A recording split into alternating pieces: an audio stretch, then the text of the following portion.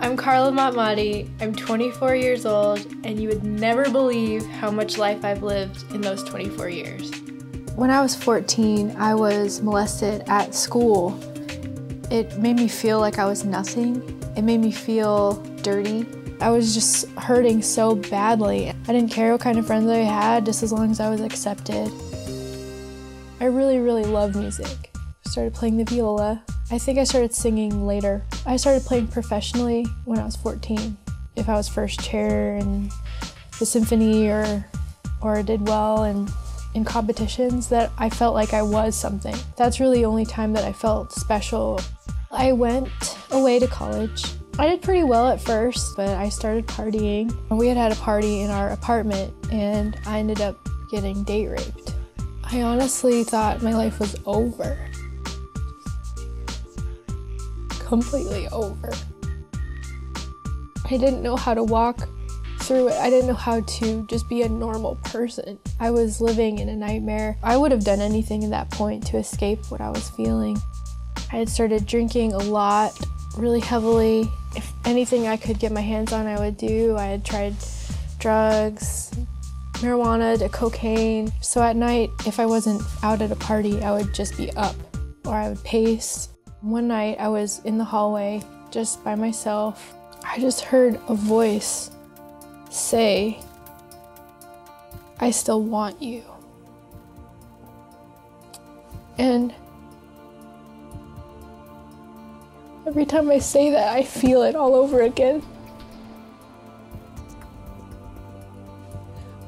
Because I had a realization, an instant realization that Jesus and God, the God that created everything in the whole world, wanted me.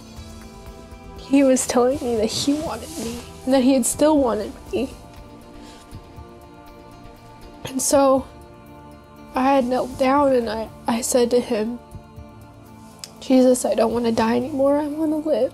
And I woke up the next morning and I was happy. I had never felt happiness like that before in my life. I was changed, and that it was because of Jesus. And it was because he wanted me. I had completely stopped doing drugs and sleeping around and drinking and everything. I had met somebody who I thought was a really good Christian. He had pursued me for a long time and wanted to date me, and we had gotten in a relationship, then we had gotten engaged, and then just out of nowhere, in his house, he actually ended up raping me. My initial way of dealing with it was to pretend like it never happened. I didn't know how to be that woman that it happened to a second time. For a little while, I really questioned God, because it would have been really easy to go back to drinking and to drugs after being raped a second time by somebody who was supposed to love me. And it had crossed my mind, but immediately I just knew none of those things ever worked, and the only thing that ever worked was Jesus. I would pray, I would just say, "Jesus, I need you," until the pain went away.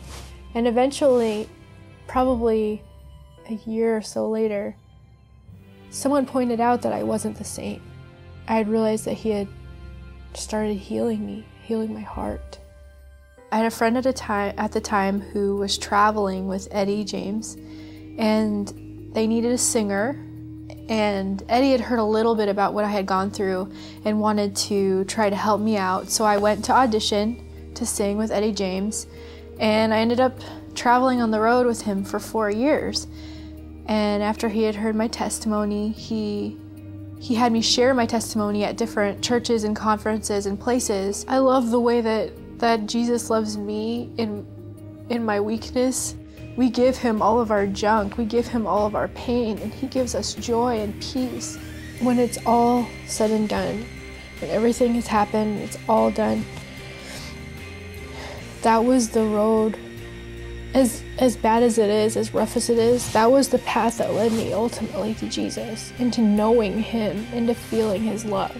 I just have everything that I thought I never could have. I have a wonderful husband, I have a 5-month-old little girl, I lead worship for children, and some of my best memories in life are when I can put my arms around somebody and I was able to pray for them and start them on the process of their own healing and restoration and their own walk with Jesus.